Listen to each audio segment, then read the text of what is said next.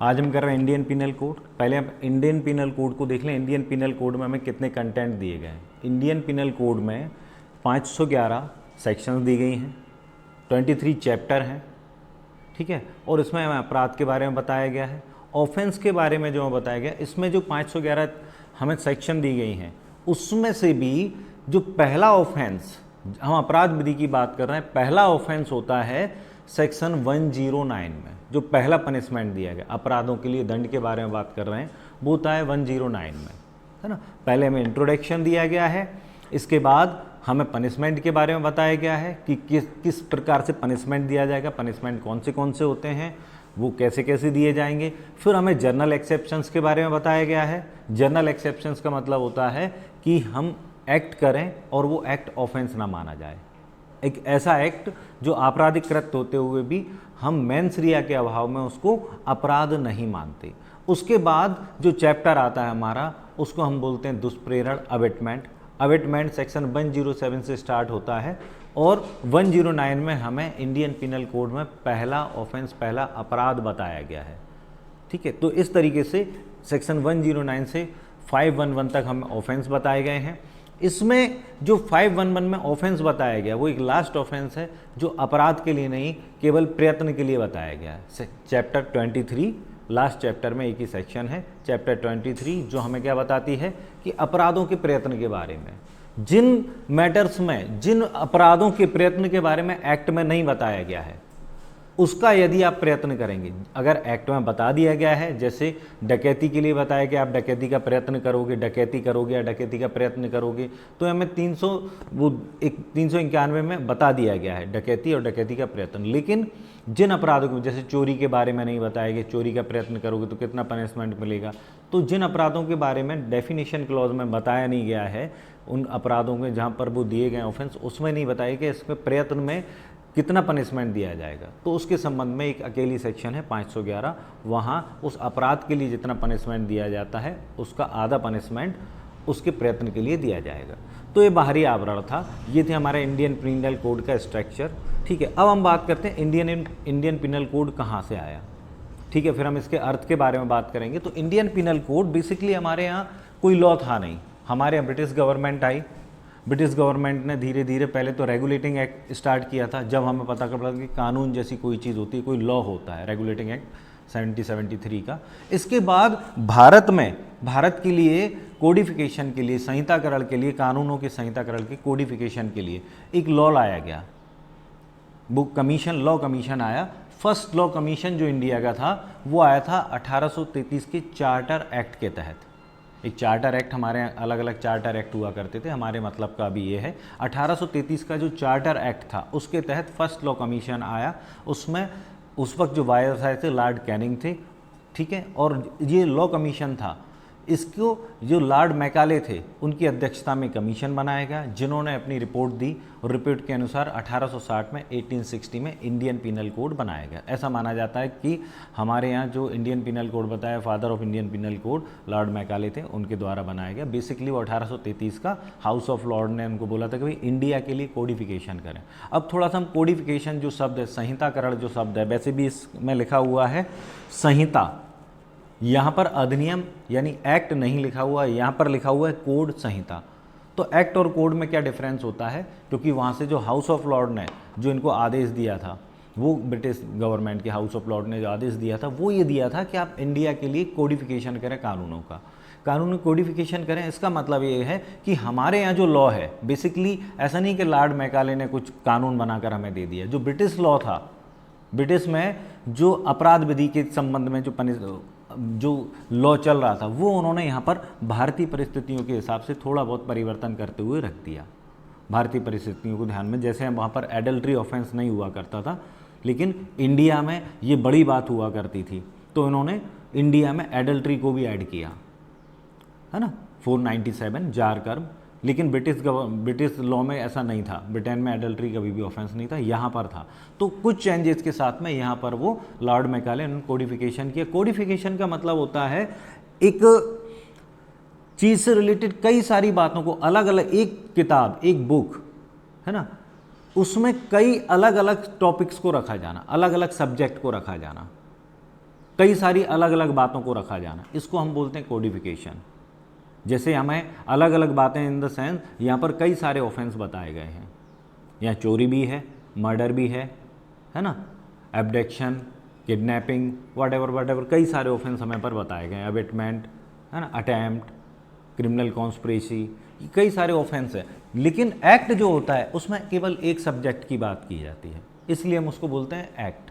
जैसे अगर हमें स्पेशली लेना है SC/ST एक्ट, NDPS एक्ट है, क्योंकि इसमें जो भी बात होगी केवल SC/ST एक्ट में क्या बात होगी कि भाई अगर एक व्यक्ति अनुसूचित जाति अनुसूचित जनजाति से भिन्न जाति का व्यक्ति SC/ST के समुदाय के साथ में ऑफेंस करता है, कोई भी, भले वो इंडियन पिनल कोड का ऑफेंस, कोई भी ऑफेंस करता है तो पनिशेबल, उसके लिए क्या प्रोसीजर बताया गया, कैसे पनिशमेंट दिया जाएगा, क्या क्या लॉ है वो है। तो ये होता है क्या, एक्ट। और कोडिफिकेशन का मतलब होता है कि एक चीज़ में आपने एक बुक में कई सारे अलग अलग सब्जेक्ट को रख दिया, इसलिए हम इसको संहिता बोलते हैं। तो आदेश वहाँ से जो आया था हाउस ऑफ लॉर्ड से, वो आया था किसका, कोडिफिकेशन का। ठीक है, तो ये हमारे यहाँ इस तरीके से 1860 में इंडियन पिनल कोड बनकर तैयार हुआ और ये 1 जनवरी 1862 में पूरे भारत में जम्मू कश्मीर राज्य को छोड़कर लागू हो गया था। ठीक है, अब हम बात करते हैं कि अपराध विधि, इसका नाम है भारतीय दंड संहिता, अपराधों के लिए दंड। तो हम ये बात करते हैं कि बेसिकली ऑफेंस क्या है, ऑफेंस क्या है। अगर किताबों में देखा जाए तो ऑफेंस के लिए इतनी सी बात बोल देते हैं कि भाई जिन बातों को अपराध बनाया गया है उसको करना अपराध है, जिन बातों को आपको निषिद्ध किया गया, प्रतिषेधित किया गया कि ये कार्य आप नहीं करेंगे, दैट्स कॉल्ड ऑफेंस, अगर आप उनको कर देते हैं। लेकिन आप ये सोचें कि जब ये एक्ट बना होगा, ये कोड बना होगा, तब बनाने वाले ने इसको कैसे बनाया होगा, कैसे लिस्टिंग की होगी। तो अपराध विधि कोई ऐसी विधि नहीं है कि ब्रिटिश गवर्नमेंट ने चाहा, ब्रिटिश सरकार ने, वहाँ के हाउस ऑफ लॉर्ड ने, हाउस कॉमन ने चाहा कि हम कोई कानून बना दें, अपराध विधि बना दें। प्राचीन काल से अपराध हमेशा होते चले आए हैं, ये कोई नई बात नहीं है। ऑफेंस, चोरी, मर्डर, ये सब जब से इंसान की उत्पत्ति हुई है तब से अपराध होते चले आए हैं। ठीक है ना, उनको उन्होंने किताब में संहिताबद्ध करके रख दिया, ये हमारे अपराध विधि था। लेकिन सवाल ये उठता है कि वो कैसे, उन्होंने कैसे सोचा कि अपराध क्या है। आपसे पूछा जाए कि ऑफेंस क्या है, अगर आप कानून के ज्ञाता नहीं हैं, आपने किताब नहीं पढ़ी और आपसे कह दिया जाए ये चीज़ ऑफेंस है या नहीं, तो आप कैसे बता पाएंगे। ये बड़ी व्यवहारिक चीज़ है। इसकी नई डेफिनेशन के तौर पर हम ये कर सकते हैं कि जब आपके सामने कोई ऐसा एक्ट किया जाता है, एक व्यक्ति द्वारा दूसरे व्यक्ति के साथ कोई ऐसा कार्य किया जाता है जिसको देखकर या जिसको सुनकर, आजकल तो मीडिया चल गई है ना, मीडिया में आप डेली देखते हैं व्हाट इज़ दिस, क्या हो रहा है। ठीक है, तो जिसको देखकर या जिसको सुनकर आपका दिल दहल जाए या आपका मन ये बोले ये हमारे साथ नहीं होना चाहिए, ये गलत है, जब आपके दिमाग में आता है ये गलत है, ये नहीं होना चाहिए, तो जो चीज़ नहीं होनी चाहिए, जो चीज़ आपके मन में आती है गलत है, that's called offence, simple thing. और यही जो चीज़ें थी जो समाज में व्याप्त थी, उन्हीं को उन्होंने कोडिफाइड करके अच्छे अच्छे शब्दों में डेफिनेशन बनाकर अपराध विधि में रख दिया। और वही ब्रिटिश लॉ हमारे यहाँ पूरा का पूरा लॉर्ड मैकाले द्वारा रख दिया गया। जैसे हमारा कॉन्स्टिट्यूशन उधार का थैला है, वैसे हमारे सारे के सारे लॉ उधार के थैले हैं, स्पेशली तब जब ब्रिटिश गवर्नमेंट हमारे यहाँ थी, ब्रिटिश शासन था। तो ये होता है ऑफेंस। ठीक है, बड़ी सिंपल सी बात है। ठीक है, और हमारे यहाँ पुराने अपराधों में और नए अपराध में क्या अंतर है। हमारे यहाँ पुराने अपराध थे प्रतिशोधात्मक अपराध, हमारे यहाँ जो ऑफेंस हुआ करते तो प्रतिशोध के लिए, उनमें जो सज़ा दी जाती थी प्रतिशोध के लिए, बदला लेने की भाव, टिट फॉर टैट, जैसे को तैसा, इस टाइप से हमें बदला लेने की वो बात आती थी। मतलब महाभारत जैसे ग्रंथ में ये लिख दिया गया कि सब जो भीष्म पितामह को तीरों की सैया पर सुलाया गया, तो इसलिए सुलाया गया था क्योंकि उन्होंने एक सर्प में पहले कांटे चुभोए थे कई सारे। मतलब बदला, इतना बड़ा बदला लिया गया जिसको भीष्म पितामह को उसको जन्म पे जन्म लेने पड़े उस कर्ज को चुकाने के लिए। तो ये बदले वाली भावना थी, वो उसको इस कोड के तहत समाप्त कर दिया गया। अब वो कैसे समाप्त किया गया है ये हम पढ़ेंगे इंटेंशन में। ठीक है, तो ये तो हम अपराध क्या होता है, अपराध की भावना क्या होती है, इसके संबंध में अब अपन थोड़ा सा अंदर आते हैं। अंदर इन द सेंस अभी हम इंट्रोडक्शन में ही चल रहे हैं। तो अपराध के तत्व हम समझ लें, अपराध के तत्व क्या होते हैं। इस पर भी मेंस का क्वेश्चन बन सकता है, प्री में भी इस पर ऑब्जेक्टिव आते हैं। आपराधिक तत्व, अपराध के तत्व क्या होते हैं? अपराध का पहला तत्व है इंसान, मानव, व्यक्ति। दूसरा तत्व है मैंसरिया। तीसरा तत्व है इंसान के द्वारा किया गया कार्य, और फिर है उसके कार्य से किसी व्यक्ति को क्षति। तो ये 4 आपराधिक तत्व हैं। इस पर मेंस प्री दोनों में ही आपका क्वेश्चन बनते हैं। क्या क्या आ गए? मानव, है ना, फिर मैंसरिया दुराशय यानी आपराधिक आशय, फिर उस आपराधिक आशय से किया गया कार्य जिसके अंतर्गत ओमिशन भी, एक्ट एंड ओमिशन यानी कि लोभ भी आता है, और उस कार्य से किसी व्यक्ति को क्षति। अब यहाँ पर मानव को समझ लें। ये मानव को तो आप जानते हैं मानव क्या होता है, आप मानव है, मैं भी मानव हूँ, इंसान है, लेकिन यहाँ मानव शब्द का अर्थ क्या है ये समझ लें। ये कहना चाहते हैं कि इस एक्ट के तहत जो भी अपराध किया जाएगा वो इंसान द्वारा किया जाएगा। अगर आपको चलते हुए एक गाय अपने सींगों से मारकर गिरा देती है, या गली का कुत्ता आपको काट लेता है, तो ये ऑफेंस नहीं है, इसने ऑफेंस नहीं किया। ये अंतर है पुराने कानून में और इस कानून में। पुराने समय में तो यदि ये कर दिया जाता तो कई संहिता ऐसी थी, कई देशों के कानून ऐसे थे कि भाई अगर किसी जानवर ने भी आपको मार दिया तो उस जानवर को के भी साथ आप जो करना चाहे कर लें। एक इसमें उदाहरण हुआ करता था कि एक कानून ऐसा था कि एक व्यक्ति के खेत में यदि एक कोई जानवर आ गया, गधा आ गया, तो अगर पहली बार वो एंटर करता है दूसरे का गधा, तो उसका एक कान काट दिया जाएगा, और दूसरी बार एंटर करता है तो दूसरा कान भी काट दिया जाएगा। इतना ही बताया गया है, आगे क्या किया जाएगा मुझे भी नहीं पता। ठीक है, ये जो एक्ट कोड है वो केवल और केवल किसके संबंध में लागू होता है? इंसान के कृत्य के सामने, इंसान के द्वारा किया गया कृत्य, ठीक है ना कि किसी अन्य के द्वारा। हाँ, अगर इंसान किसी जानवर को दुष्प्रेरित करके या प्रेरित करके आपके साथ अपराध करवाता है तो वो इंसान का अपराध माना जाएगा, है ना। जैसे इंसान ने अपने कुत्ते को आपके ऊपर छोड़ दिया तो ये अपराध है, लेकिन कुत्ता अपनी इच्छा से आपके ऊपर आपको काटने के लिए आ गया तो ये ऑफेंस नहीं है, क्योंकि ये कोड किस पर लागू होता है? इंसान पर, ठीक है ना। और ऐसा क्यों है? क्योंकि ये इस कोड की सबसे महत्वपूर्ण विशेषता है। जो प्राचीन कानून है, जिसको हम काला कानून कहें या बर्बर कानून कहें या प्रतिशोधात्मक कानून कहें, उससे और इस आधुनिक कानून से अलग करने वाली जो बात है वो है मैंसरिया, दुराशय, ठीक है ना। और दुराशय, मैंसरिया, इंटेंशन, ये केवल इंसानी भावना होती है, जानवर के अंदर प्रतिशोध की भावना नहीं होती, जानवर कॉन्स्पिरेसी नहीं करते हैं, ठीक है ना। इसलिए पहला कंटेंट है हमारा इंसान, मानव। दूसरा है उसके अंदर का दुराशय। दुराशय वो चीज़ है जिसके लिए जो इस एक्ट का बेस है।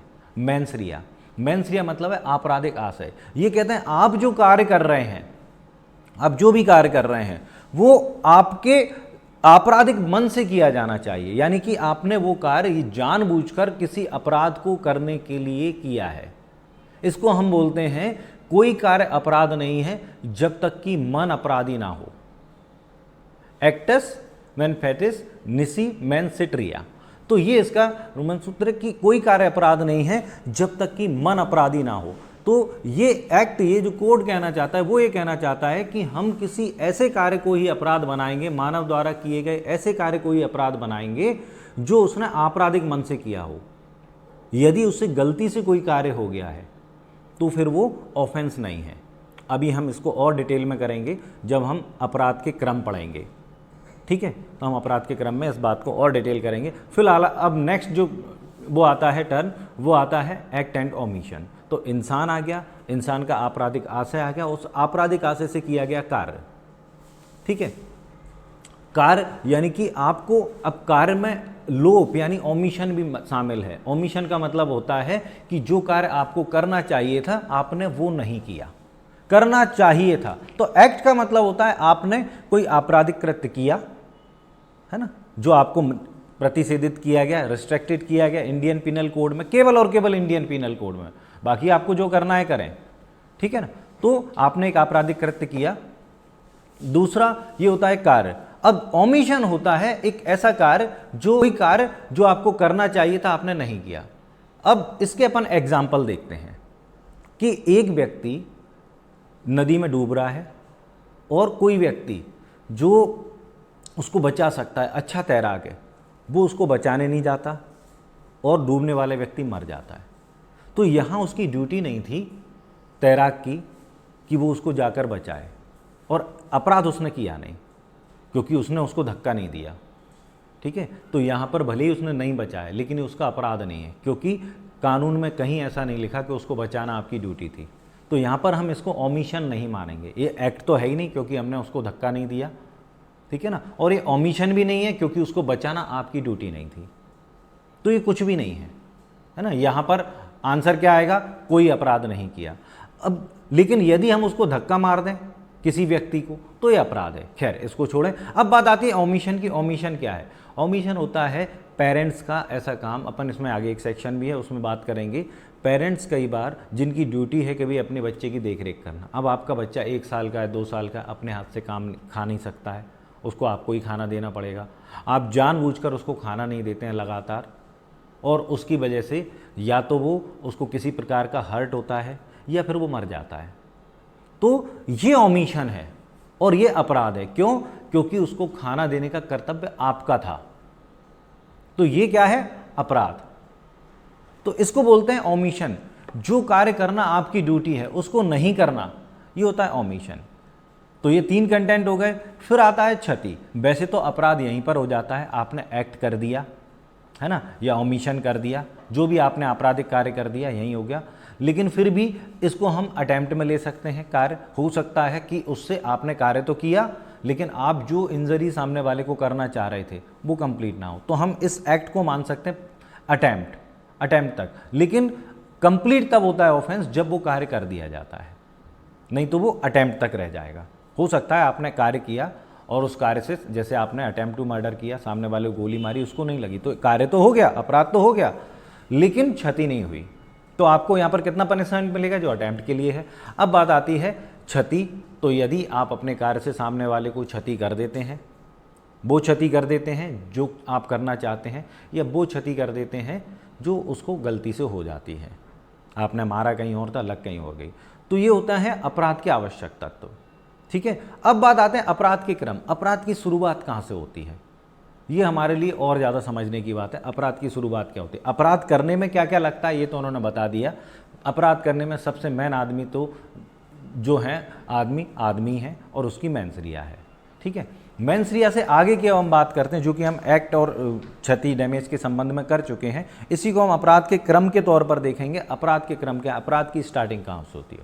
तो अपराध के लिए हमें क्रमों में 4 चीज़ें देखनी पड़ेंगी। पहला इंटेंशन, जो मेंसरिया की बात हम कर रहे थे, और फिर मेंसरिया के हिसाब से प्रिपरेशन, फिर अटेम्प्ट, फिर कंप्लीशन ऑफ ऑफेंस। ठीक है, कंप्लीशन ऑफ कार्य का पूर्ण किया जाना।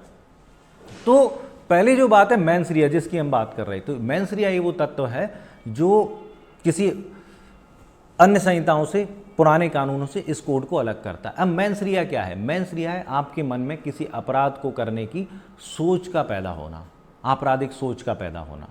अब यहाँ पर जो आपराधिक सोच है वो कोई ऑफेंस नहीं है। हमें ये देखना है कि ये अपराध होना कब से स्टार्ट हो गया। केवल मेंसरिया, आपके दिमाग में कोई चीज़ आ जाना, आपका मन आपराधिक हो जाना, कोई अपराध नहीं है। जितनी भी गंदगी है आप अपने दिमाग में रखें, ठीक है ना। जो भी आपके दिमाग में सोचे आप अपने दिमाग में रखें। कहते हैं ना, बात निकलेगी तो दूर तलक जाएगी, तो बात को निकलने नहीं दें, बात अपने दिमाग में रखें। जो कुछ भी आप सोच रहे हैं तो कोई अपराध नहीं है, लेकिन बात जैसे ही आपके दिमाग से निकली तो वो किसी ना किसी अपराध का गठन कर देगी। लाइक अब सोचेंगे भाई हमने कोई अपराध नहीं किया। आप लोग सोच रहे होंगे कि हमने कोई अपराध नहीं किया, केवल किसी को ये बता देना कि हम अपराध करना चाहते हैं, तो ये अपराध कैसे हो सकता है? ठीक है ना। आपने किसी से डिस्कस किया, यार हम ऐसा ऑफेंस करते हैं, भाई आप ये तो नहीं बताओगे दुनिया में जा जाके कि मैं मर्डर करना चाहता हूँ, आप ये बताओगे किसी को कि यार मैं तुम्हारे साथ मिलकर ऑफेंस करना चाहता हूँ, तो ये क्या हो गया? क्रिमिनल कॉन्स्पिरेसी हो गया। आप उसको किसी को करने के लिए प्रेरित करोगे तो ये अबेटमेंट हो गया, दुष्प्रेरण हो गया। तो बात आपके दिमाग में जब तक है तब तक वो कोई अपराध नहीं है। जैसे ही निकलेगी तो वो किसी ना किसी अपराध का गठन कर सकती है। ठीक है। तो ये होता है पहला चरण, अपराध का क्रम, मेंसरिया, दुराशय। ठीक है। और दुराशय ऐसा नहीं है कि हमेशा जो आपका एक्ट है, दुराशय को हम अभी ये जो चैप्टर 4 है हमारे यहाँ जर्नल एक्सेप्शंस, उसमें देखेंगे। जर्नल एक्सेप्शंस क्या होता है इसकी बात हम एक्ट में करेंगे। फिर जो दुराशय की जो शब्द है उसके बाद जो नेक्स्ट टर्म आएगा वो आता है आपकी प्रिपरेशन, तैयारी। तैयारी अपराध को करने के लिए, सपोज कि आपको किसी को गोली मारनी है तो आप बंदूक और गोली का इंतजाम करेंगे, है ना, कहाँ से मारना है, कैसे क्या करना है, कब मौका मिलेगा, तो ये पूरी तैयारी। दहेज के लिए किसी को जलाना है तो उसके लिए, है ना, सामान अरेंजमेंट करना, फांसी पर चढ़ाना है तो रस्सी, अब देखते हैं ना एविडेंस में कि साहब वो दुकान से रस्सी लेकर जा रहा था। नकली सिक्के बनाने हैं तो उसके लिए डाई वगैरह प्राप्त करना, नकली नोट बनाने, वट ये सब तैयारी के अंतर्गत आता है। अब सवाल फिर ये उठता है, क्या तैयारी दंडनीय है? तो ये कहते हैं तैयारी ऑलमोस्ट दंडनीय नहीं है। आप तैयारी कर लें, बंदूक लाएं, है ना, आपने सोचा है, आप बंदूक लेकर आए, अब किसी को क्या पता आप बंदूक क्यों लेकर आए, किसी को क्या पता आप रस्सी क्यों खरीद रहे हैं, किसी को क्या पता आप घासलेट केरोसिन क्यों खरीद रहे हैं। तो ये वो चीज़ें हैं, ये ऐसी तैयारी है जो दंडनीय नहीं है। लेकिन कुछ तैयारियां होती हैं जो दंडनीय मानी गई, जो हमें ऑब्जेक्टिव के लिए करनी है। मेंस में इसका कोई काम नहीं है। सबसे ज़्यादा जिस पर जो प्रश्न आता है वो डकैती की तैयारी है। सेक्शन 399 में बताया, यदि कोई व्यक्ति डकैती की, 5 या अधिक व्यक्ति डकैती की तैयारी करते हैं तो ये तैयारी के स्तर पर दंडनीय है। इसके अलावा और भी है, सिक्कों की कूटकरण से लेकर जो चैप्टर है सिक्कों का कूटकरण, है ना, डाई वगैरह, करेंसी से रिलेटेड जितनी भी ऑफेंस हैं इनकी तैयारी, भारत सरकार के विरुद्ध युद्ध 122 जो सेक्शन है इसकी तैयारी, हाँ वो स्टैंप वगैरह, जो सिक्के कूटकरण स्टैंप वगैरह भी बनाना, ये सब क्या है, ये इस तरीके की जो तैयारी है वो सब पनिशेबल है। तो तैयारी के संबंध में ऑलमोस्ट तैयारी दंडनीय नहीं है, लेकिन कुछ तैयारियां एक्सेप्शनल तौर पर दंडनीय हैं। अब तैयारी कर ली, तैयारी के बाद क्या करेंगे आप? अटेम्प्ट। आप तो एक्ट कर रहे हैं लेकिन वो अटेम्प्ट माना जाएगा। तो आपने जो एक्ट किया, जो अटेम्प्ट किया, वो अब सवाल ये उठता है अटेम्प्ट पनिशेबल है या नहीं। तो ये कहते हैं अटेम्प्ट हमेशा पनिशेबल है। यदि आप प्रयत्न करते हैं तो प्रयत्न पनिशेबल है। क्यों? क्योंकि प्रयत्न में और अपराध कंप्लीशन ऑफ ऑफेंस में केवल एक चीज़ रह जाती है कि अगर आप अपने कार्य को पूरी तरह से कर गए तो वो अपराध में परिवर्तित हो जाएगा। कुल मिलाकर आपने जो मेंसरिया अपने मन में बनाया था उसके हिसाब से जो आपने प्रिपरेशन की थी उसके हिसाब से आपने काम कर दिया, और चूंकि आपने काम कर दिया, आपके मन की बात बाहर आ गई तो वो अपराध हो गया। ठीक है। हाँ, कई बार हमें ऐसे एक्ट करने पड़ते हैं, ऐसे काम करने पड़ते हैं जो हम विदाउट मेंसरिया करते हैं। हम करते तो हैं, हमने सामने वाले को गोली मारी, या हम ये कहेंगे हमारे एक्ट से सामने वाले को गोली लग गई, लेकिन हमने उसको मारने के लिए नहीं उठाया। हो सकता है हम किसी बच्चे को शेर से बचाने के लिए, आगे एग्जाम्पल आएंगे, हमने शेर में गोली मारी हो, गलती से उसको लग गई हो। ठीक है। ऐसी स्थिति में ये जो एक्ट हैं वो, इसमें इंटेंशन नहीं होता है ना, मेंसरिया नहीं होता, आपराधिक जो वो है सोच वो नहीं होती है, इसलिए इस तरीके के एक्ट जो हैं ऑफेंस नहीं माने जाते हैं। ठीक है। जर्नल एक्सेप्शंस को चैप्टर 4 में हम जर्नल एक्सेप्शंस की बात करेंगे कि कब ऐसे कार्य जो अपराध जैसे होने के बावजूद भी अपराध नहीं है।